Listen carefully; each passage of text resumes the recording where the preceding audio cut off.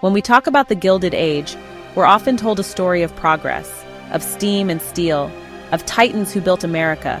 Carnegie, Rockefeller, Morgan, men whose names are etched into universities, foundations, and grand halls. But underneath that polished marble and industrial shine was something far more predatory. This wasn't a noble rise, it was a jackal's ascent, stealthy, strategic, and soaked in opportunism. Today, we're peeling back the golden curtain of the Gilded Age and exposing how the United States government, in collusion with capital, didn't just allow the jackals to run free, it became one. Let's get one thing straight. The Gilded Age wasn't just about economic growth. It was about who got to grow and how that growth was controlled.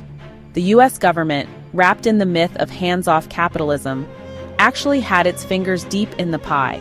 Railroads were subsidized with millions of acres of land grants.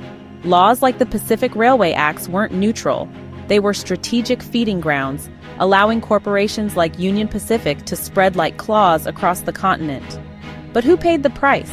Farmers were squeezed by railroad monopolies, forced to accept outrageous shipping rates or face economic strangulation. Indigenous nations were displaced, their lands chopped up and sold to settlers and speculators under the Dawes Act, an act of erasure disguised as assimilation. Control wasn't just economic, it was territorial, cultural, systemic. Now let's talk teeth, because the jackal didn't just circle its prey, it sank in hard. Take Andrew Carnegie. He championed philanthropy with one hand, while with the other, he backed violent union busting at the Homestead Steel Strike. Pinkerton detectives, hired guns, were brought in to break workers who dared ask for dignity. The message was clear: speak up and we'll bite. Or John D. Rockefeller. Through Standard Oil, he pioneered the art of the trust, a system that choked out competition, gobbled up small operators, and dictated the flow of one of the country's most essential resources. He didn't just dominate oil, he controlled the very rules of the game. Even banking, traditionally seen as a separate sphere, was devoured. J.P. Morgan didn't just finance railroads, he bought them when they failed, restructured them under his vision, and then bailed out the federal government in 1895 when its gold reserves dwindled. When the state faltered, it turned not to the people, but to the predator. What made the jackal truly dangerous wasn't just its appetite, it was its home, and that home was Congress. The Gilded Age saw some of the most brazen corruption in American history. Senators weren't elected by the people, they were chosen by state legislatures, which meant the richest men in the room could quite literally buy representation. Lobbyists roamed freely. Political machines like Tammany Hall didn't serve democracy, they sold it. Even presidents, Hayes, Garfield, Arthur, and Cleveland, struggled or outright refused to tame the beast. The federal government didn't regulate monopolies, it protected them. The Sherman Antitrust Act of 1890 passed with a bark, enforced with a whimper, until much later.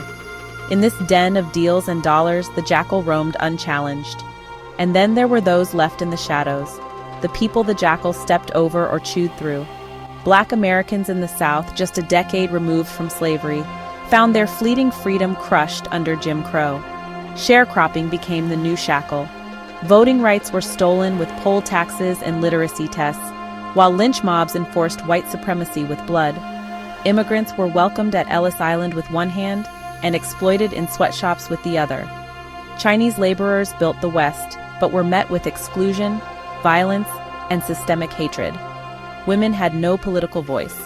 Children worked in mines. The working class lived in tenement squalor while the elite built mansions in Newport and Fifth Avenue palaces. The jackal didn't just feed, it devoured, ruthlessly, unapologetically, and always with a smile. So what does it mean to say the U.S. acted like a jackal during the Gilded Age? It means the state colluded with capital to create an ecosystem of control. It means progress was a performance, and power was preserved through manipulation, not merit. The jackal never left. It means the very institutions we were taught to trust were complicit in the hunt. The Gilded Age was not an exception. It was a blueprint. In conclusion, the Jackal never left a moment when the Jackal removed its mask and taught future generations how to conquer without conscience. And maybe, just maybe, that Jackal still walks among us saying, "Make America great again." Now, you have a call to action. If this story made you rethink what you thought you knew, make sure to subscribe, like, and share at Just Another Messenger. Drop a comment. Where do you see the Jackal today? Let's talk about it. Until next time, stay sharp, stay curious, and don't be fooled by the gold.